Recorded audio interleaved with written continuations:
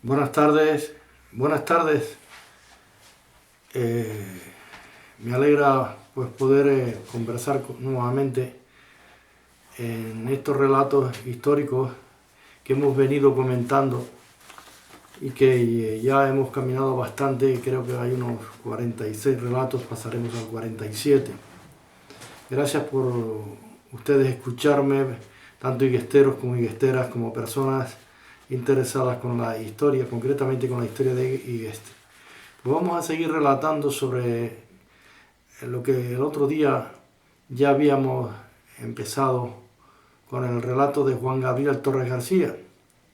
Habíamos dicho que Juan Gabriel venía del Pozo de la Virgen con el mulo y 3 barriles de agua en carga, en este caso su mulo, y había llegado a Joreña.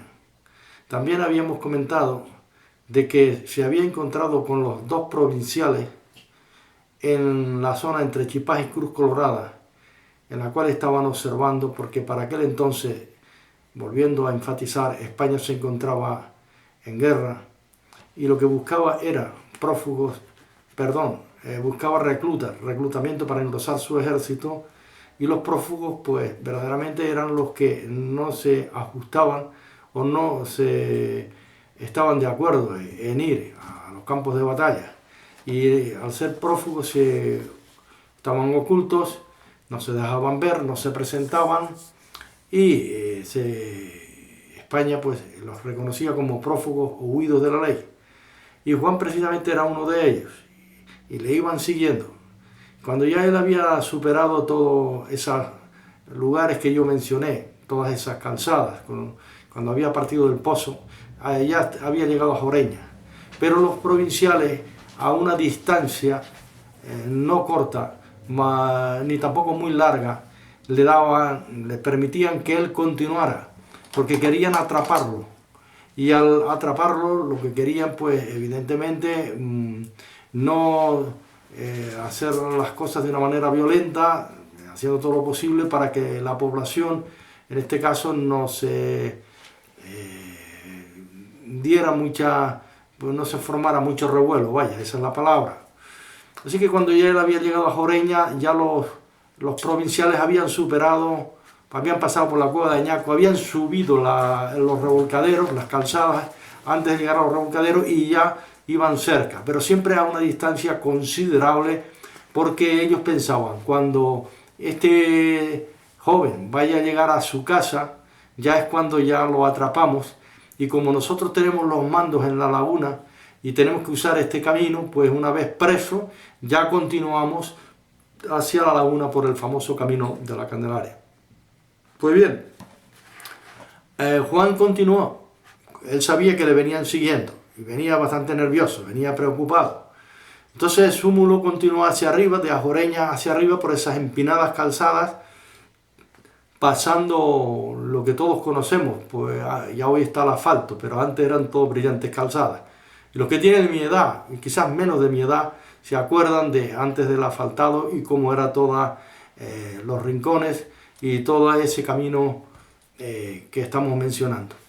Bueno, cuando Juan llegó a la plaza de la Ermita, a la plaza de la Trinidad, lo que hoy es la Plaza de la Libertad, que hay una plaza pequeña que le pertenece a la Trinidad, a la parroquia de la Trinidad, y la otra plaza, que es la Libertad, esa más nueva, pues Juan ahí, concretamente en ese lugar, era donde tenía que desviarse el mulo, y también él como arriero, a su casa, que era donde vivía. Habíamos dicho que vivía en el Pico, en Acoroma.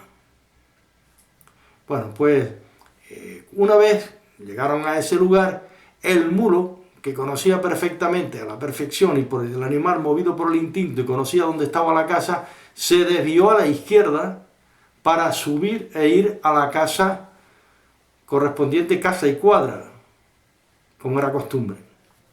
Bueno, cuando el mulo ya se desvía a la izquierda, los provinciales, por sorpresa inmediatamente, agarran a Juan entre los dos, el uno por un brazo y el otro por el otro. O sea, que quiere decir que Juan se queda en el centro y los 2 provinciales lo tenían ya cogido. Juan sorprendentemente les dice que por qué lo detienen, que por qué... Entonces ellos le dicen, preséntenos la documentación. Y Juan dice, mire, yo ahora mismo no cargo encima de mí la documentación. Para aquel entonces no había carnet de identidad, sino era una célula personal. No cédula, sino célula, que era con un número en la cual la daban los ayuntamientos y en este caso identificaban a la persona con el célula número fulano de tal, nombre de tal, apellido y tal, número tal. Y digo esto porque todo eso aparece en documentos antiguos que yo he tenido acceso a ellos de mi propia familia. Y por ejemplo, hablando de Andrés Alonso Los Reyes de Núñez, tenía la número 7. Y así por el estilo, ¿no? Bueno, pues para lo que quiero decir, reafirmar de que ese era el tipo de documentación. Juan les dice que le permitan ir a su casa, que estaba allí cerca, descargar su mulo que estaba cargado con los 3 barriles y que él vendría a traerle la documentación correspondiente. En este caso era la célula personal, la cédula personal. No es la célula, sino cédula personal. A veces nos confundimos. Bueno, pues su familia sí observó que el mulo llegó, que se paró en el patio fuera de su casa, cargado. Y sus hermanos y sus padres dijeron, el mulo llegó. Y el mulo esperaba de ser descargado, pero que Juan no llegaba. ¿Por qué? Porque estaban, en este caso lo tenían detenido al lado de la casa, lo que podría ser cerca de la casa de Llamaría Perico, la que fue la casa de Llamaría Perico.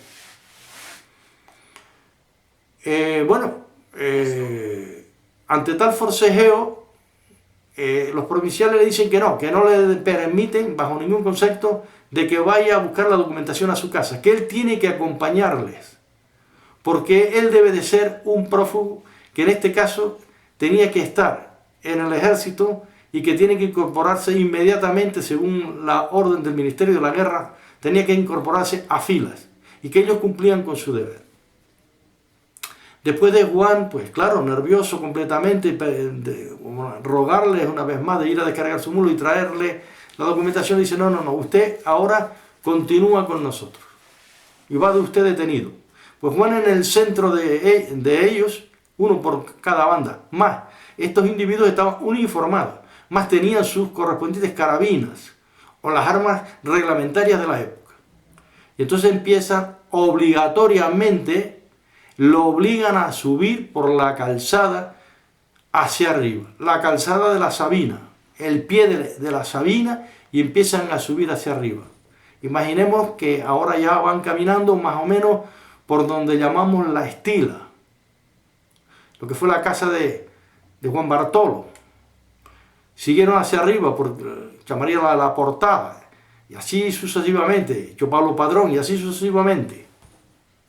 Pero ¿qué sucedió? Para aquel entonces, ya lo he comentado, como era el día 13 de agosto del año 1896, los romeros estaban bajando que iban a la Candelaria. La fiesta de Igeste había sido la de la Trinidad. Y las mujeres del pueblo y vecinos y también hombres, y los que no, porque los otros estarían en el campo, etcétera, y los niños empiezan a presenciar y ver aquel asunto. Nada usual, nada costumbre de que se llevaran a un hombre detenido así porque así. Y claro, entonces las mujeres empiezan a decir que, oiga, que suelten a Juan, porque ya lo llevaban detenido. Y entonces estos no escuchaban a nadie y continuaban en su empeño de que Juan tenía que seguir. Bueno, pues empezó una agrupación de personas a sumarse detrás de estas 3 personas, que en este caso era Juan más los 2 provinciales, iban como una especie de procesión hacia atrás, y las mujeres insistiendo y los hombres que ya se iban sumando que soltaran a Juan, y algún que otro romero por supuesto que bajaba y veía el espectáculo. Entonces no eran pocas personas, sino eran bastantes, y se iban sumando más y más y más. Ya esto, la noticia empieza a correr de que se llevaban a Juan detenido para la laguna, Y ahí era donde estaban los mandos militares en la época aquella, de los provinciales. No había Guardia Civil para ese entonces, fue posteriormente, quiero decir, Guardia Civil en este entonces aquí en la provincia de Tenerife, todavía seguían los provinciales, fue posteriormente cuando ya el cuerpo de la Benemérita pues ya realiza esas labores. Bueno, pues cuando llegaron a la altura de donde vive Cho Vicente Jiménez, al lado de que hoy es una casa moderna, estaba la casa del cura Simón Higuera Marrero. El cura había venido de Cuba con un corto permiso, porque él, en este caso, se había hecho sacerdote en Cuba, porque fue muy joven para allá, su oficio era paredero.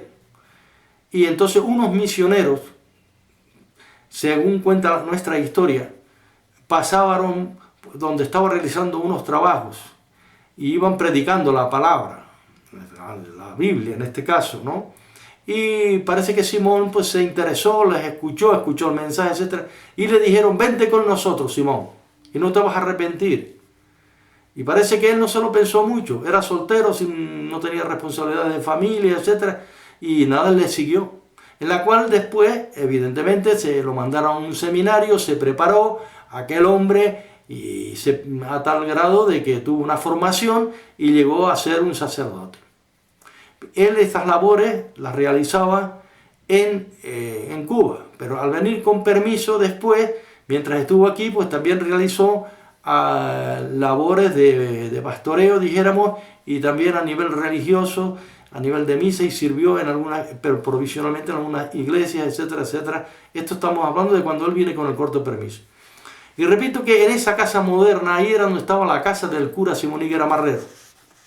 Me acuerdo de ver la casa, la agar, y todo lo que tenía era una casa antigua de tea. Y la ventana, una de las ventanas daba a la calle principal, a la calle de la Sabinita, a la calle de la Morrita. Toda esa zona es conocida como la Morrita, la Sabinita, etcétera, la Jiménez, después en su extensión, el barrio en su conjunto. Bueno, entonces el cura, al sentir la algarabía, al sentir, claro, se asoma por curiosidad, en vista de lo que oye, y ve la escena. Pues bueno, él como cura, como conocedor del pueblo y ser del pueblo, y ver aquel espectáculo, lo que hace es que baja de su casa e inmediatamente se dirige a los provinciales. Entonces, en ese intercambio de palabras, él les pide de favor que dejen a aquel hombre, que lo den en libertad, que él era salvador de almas y que en este caso pues debieran de aceptar su sugerencia, pero que no lo hizo a nivel de autoridad, ni mucho menos, sino era arreglarse por las buenas, que lo dejaran y bueno, pero estos individuos, los provinciales, que ya daré su nombre y sus apellidos, porque eso consta en el Consejo de Guerra, se niegan tajantemente, ni obedecen al pueblo, ni obedecen a nadie, ni obedecen al cura Simón. Entonces continúan ellos empecinados, empeñados, y a rastras casi Juan quería detenerse Juan, pero lo obligaban. Y como estamos hablando, iba Juan entre las armas. Los individuos iban armados. Se entiende que llevarían sus fusiles correspondientes correas colgando y tal, pero esos fusiles seguro que tendrían sus correspondientes balas, etcétera, si acaso fuera necesario. Bueno, pues hasta ahí, cuando ya llegan al Llanito, que todavía está el famoso Llanito, que es una calle principal de la Jiménez, el Llanito, continúa hacia allá con dirección como quien va para la Vera de Higuete, porque ese era el camino que sigue a la Candelaria, que va a la laguna, ¿no? Entonces, ahora, nuevamente el cura insiste, pero terminan los individuos que le dan con la cantonera, se destraba la correa y le dan con la cantonera en el pecho al cura, agreden al cura. Y claro, ya esto fue lo insoportable. Aquello era el pueblo vio que aquello era demasiado.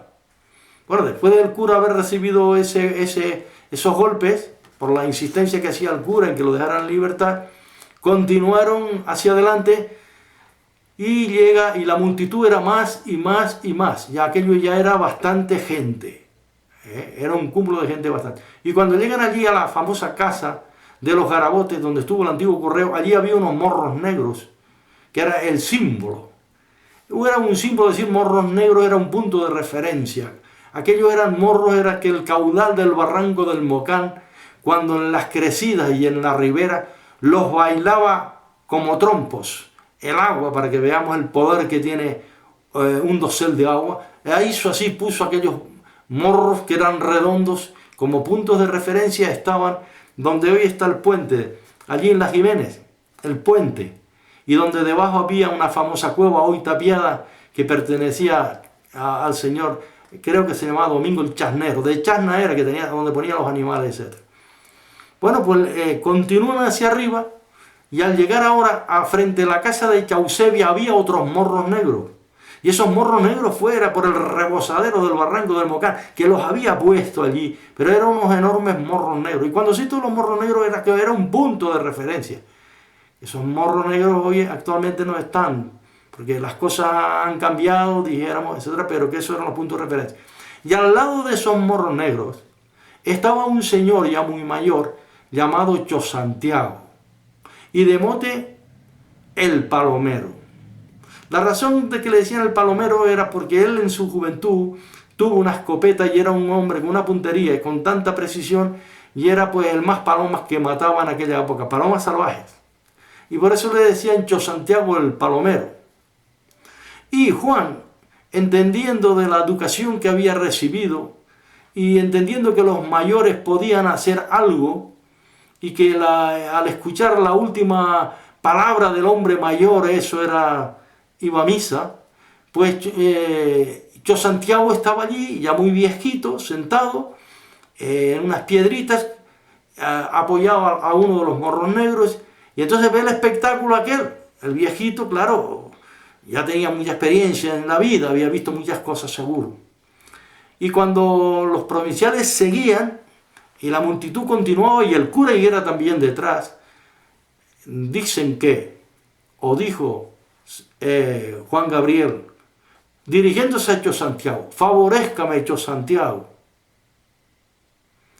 Y este hombre, al ver la situación, a ver la súplica de aquel joven, que también seguro que Chosantiago lo conocía, tantas veces lo habría visto subir y bajar con su mulo en sus aviatares, o avatares de la vida, de trabajo duro, etc. Entonces dice que Chosantiago, y al ver la multitud, y al ver que los provinciales claro, Chosantiago dice que se incorporó lentamente, no podía hacerlo más rápido, porque sus energías ya eran más apagadas. Pero entonces dice que dijo, a morir a mocho, carajo. Se levantó paulatinamente, cuando estuvo en pie dice que dijo, a morir a mocho, carajo. Entonces quiere decir, a morir a mocho, quiere decir que él le daba instrucciones al pueblo, que aquello era insoportable, que no se podía aguantar, que había que actuar. Y evidentemente fue cuando todo el pueblo, la multitud, se abalanzó sobre los provinciales, le dieron unos cuantos, dijéramos, hablando canariamente, hablando, pues unos cuantos estampidos, unos cuantos golpes, le quitaron el armamento y los dejaron desprotegidos total. Quiere decir, desarmados. Le rompieron también, según dice el parte de guerra, y es posible que le hayan roto también los correajes, etcétera, etcétera, porque después todo eso fue valorado como un mal, vamos, era un atentado. De hecho, figura el parte de guerra, dice que por no desacato a la autoridad, sino por insultos a Fuerzas Armadas. Bueno, se ve que el escribano de aquel entonces se tuvo que haber equivocado. Insultos a Fuerzas Armadas, más que insultos, claro, seguro. Pero bueno, las cosas sucedieron así. Y a partir de ahí, al verse los provinciales con todo lo valiente que se hacían, con unos cuantos azotes que le habían dado, al verse desarmados, el que los desarmó, o cierto sujeto, alguien desarmó, cogieron los mosquetones, o los fusiles de la época, no sé el calibre, etcétera, pero bueno, y un individuo no hacía falta más, un individuo cogió, escacharrados ya los fusiles, corrió por la parte del llanito, corrió hacia Coroma, pero por la parte de arriba, donde viven los Rodríguez, hacia adentro, y lanzó los fusiles para que no hubiese rastro de ellos por el precipicio al barranco de Afirama. Imagínense ustedes si ya estaban eschatarrados, esa fuga tan enorme, al caer pues más se escacharraron. Claro, no tenía otra explicación. Pues tanto es así que los provinciales, con todo lo valiente que eran, pues empezaron a llorar. Se veían con sus ropas rotas, con sus correajes rotos, desarmados. Y claro, esto para ellos tenía que haber sido un problema. Su alto mando le iban a pedir una responsabilidad. Porque claro, le dirían, bueno, ustedes tenían que haberse defendido con las armas, haber hecho fuego, etcétera, etcétera. Pero el pueblo o los que intervinientes no le permitieron, en este caso, tomar ese tipo de acciones. Porque ellos, claro. Entonces Juan a esto, ¿qué hace? Juan Gabriel, mientras la trafulca se armó, Juan Gabriel corrió y se desapareció.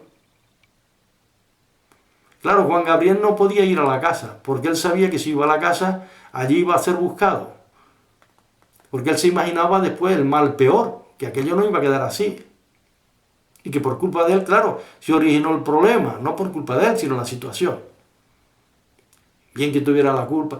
Bueno, no estamos hablando de culpa, sino lo que sucedió. Y aquí es hacer historia. De cómo un pueblo se ve sometido a tener que defender a sus vecinos, a sus conciudadanos. Porque al fin y al cabo todos eran familiares. Y todos eran conocidos y todos eran una piña en aquel entonces. Bueno, pues volviendo al tema, Juan Gabriel estuvo escondido por las cuevas. Se entiende que allí le iban a llevar de comer. Se entiende que por la noche iría a su casa a comer. Y así estuvo pues un montón de tiempo. Pero siguiendo con el tema y a las súplicas de los provinciales, a las súplicas se dirigieron ahora al cura. Estaba el alcalde pedáneo llamado Pablo Marrero y un juez llamado de apellido Núñez Pestano, creo que era José Núñez Pestano, era el juez suplente de Candelaria. Pues teniendo en cuenta que la mayoría de los jueces para aquel entonces eran de Higueste, los que llevaban responsabilidades, alcaldes, etc. Pero este Juan Marrero era alcalde pedáneo y este hombre era, cuando hablamos de juez suplente, era José, repito, Núñez Pestano. Eso está, registrado y por esta razón cito con nombre y apellido. Entonces, entre el cura Higuera, el alcalde pedáneo, Pablo Marrero, más el juez suplente, después de hablar con ellos y ellos pedirle y rogar por favor, porque no podían presentarse sin las armas y en aquella situación, a sus responsables, a sus, en este caso, mayores, en este caso en cuanto a nivel de graduación, pues se acordó unánimemente entre todos que aquello quedara en nada, porque ya sabían que Juan se había escapado de la situación. Y acordaron, bueno, pues mira, vamos a dejar como que esto sucedió así, no darle más importancia que la que supuestamente hay o tiene, siempre y cuando ustedes nos prometan a nosotros de que ustedes nos van a dar parte a sus superiores, les vamos otra vez a entregar las armas y los vamos a dejar ir sin ahora, en este caso, golpearles más ni darles más palizas. Podía el pueblo, imagínense, un pueblo solventado, si cada uno le pone un dedo encima a ellos, por mucho que fueran muy fuertes que fueran, por mucho que corrieran, estaban completamente perdidos en ese sentido o aspecto. Pues nada, se acuerda y se llega a un acuerdo. Cura, alcalde y juez suplente, las autoridades de la época, ¿no? Más importantes. Y ya, bueno, pues sí, de acuerdo, pero ahora necesitamos las armas que aunque estén golpeadas, escacharradas, etcétera, las necesitamos. Pues nada, el individuo que las llevó sabía por dónde las había tirado, pero claro, por el precipicio no podía bajar, como bajaron las armas cuando las tiró. Entonces tuvo que buscar los pasos famosos tanto que había en Afirama, por debajo del pico bajaba, de donde vivía Juan, otro camino que iba a los Leones, o de los Leones por Acoroma tuvo que haber entrado, y él calculando por donde los tiró, efectivamente que encontró las armas todas escacharradas. Ya le habían dicho que aunque estuvieran escacharradas, que las trajera, que lo que quedara o de ellos, bueno, pues este hombre que era muy ágil, posiblemente un chico joven, muy ágil, conocedor y andaban en esos ricos como las mismas cabras, porque era lo que había en aquel entonces, pues nada, no tardó mucho tiempo, podría a lo mejor tardar media hora, entre lo que iba, salía, tal, eso no era fácil, entrar, tal, salir. Pero bueno, a la media hora aproximadamente, calculemos, ya se presenta con las armas. Y entonces, ahora el cura y las autoridades correspondientes, el alcalde y el juez, le dicen, bueno, pues nada, aquí tienen su armamento, continúen su camino, pero repetimos, hacemos un pacto de acuerdo, no firmado, claro, dice de palabra, de que ustedes no van a informar a sus superiores de lo que aquí ha sucedido. Claro, ellos que querían verse libres como fuera ante tal situación, dice que dijeron que sí, sí, no se preocupen y tal y tal. Claro, cuando ellos ahora suben de los morros donde tuvo que ver la tragedia, de los morros aquellos frente a la casa de Chausevi, hacia arriba, cuando llegaron a partes camino, dice que, hombre, bastante nerviosos iban, pero dice que ya corrían como la pólvora, correrían por aquellas calzadas. Claro, si eran personas no muy viejas, pues eran jóvenes, pues así iban acelerando el paso a más y a más y a más, porque tenían que cruzar ahora todo ese camino, todo el llano de la Veredigueste, todas las pasacolas, seguir las pasacolas, después pasar por Garruncho, por Olla de los Corrales, llegar a Barrancondo, pasar de Barrancondo, pasar a Bandallá, después llegar pasar por delante, claro, en ese camino de andar diestro y rápido, por delante de la iglesia de Machado, continuar Machado, el Tablero, Llano del Moro, Baldío y tal, y llegar a la laguna e informar lo que sucedió. Claro, una cosa fue lo que se acordó en Igueste ante tal situación, otra cosa es lo que ellos, claro, informan. Entonces informaron a sus superiores lo que pasó. Sus superiores, al ser informados, imagínense, pues los mandan al Hospital de los Dolores a ingresar para ser curados de las supuestas heridas, que claro, había algunas, pero nada, no sería tanto, me imagino yo. Porque si no, no podían llegar. Si llegan a darles demasiado y había heridas graves, ellos no pueden hacer por mucho que quisieran, ni montados en un burro. Pero bueno, llegaron, informaron, entonces claro, las autoridades observan, ven tal, esto sí que es grave, imagínense. Roturas de los correajes, roturas de uniforme, el destrozo en el armamento, más ellos golpeados. A ellos, como dice el Consejo de Guerra, repito la información, que fueron mandados al Hospital de los Dolores en La Laguna. Allí estuvieron ingresados, ya hablaremos, 21 tantos, 21 días, el otro tal, bueno, más o menos, fueron curados de sus heridas, etc. Uno fue dado de alta primero, el otro fue después, pero días más tarde, ¿no?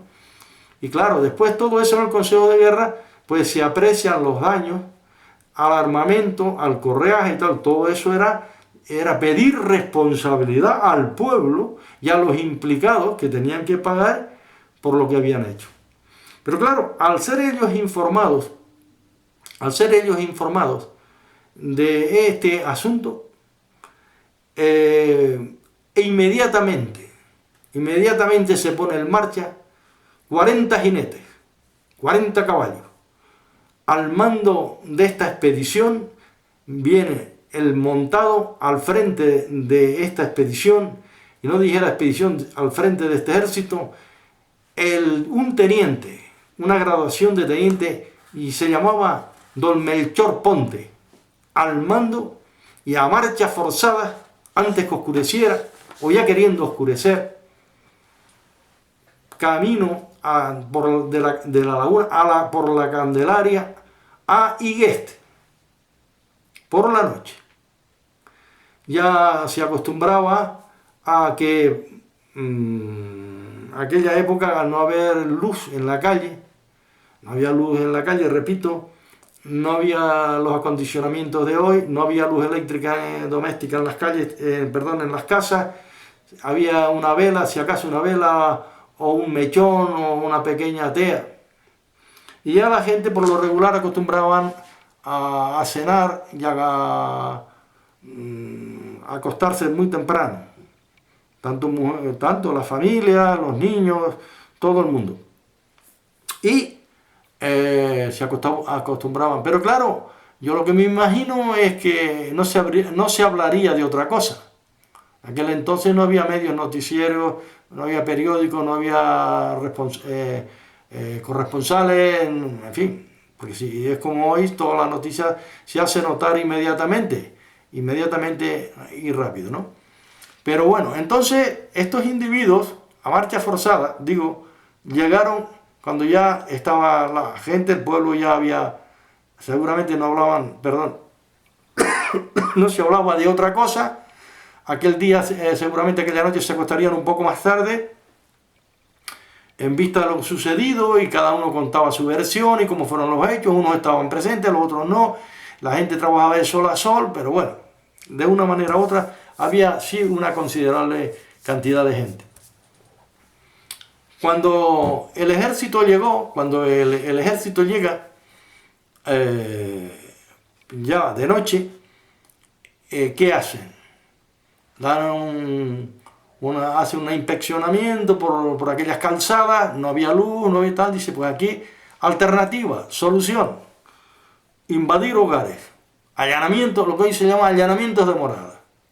Y empiezan a atrapar a gente, y a hombres, y a mujeres, los niños todos acurrucaditos, todos, claro, llorando y tal. Y aquello era una escena muy triste. Tuvo que haber sido una escena desgarradora, muy triste. Se violaban derechos, se violaban, pero claro, lo que pasaba era lo que había pasado anteriormente.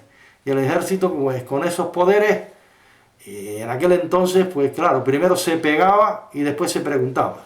Y eso era lo que realmente sucedía.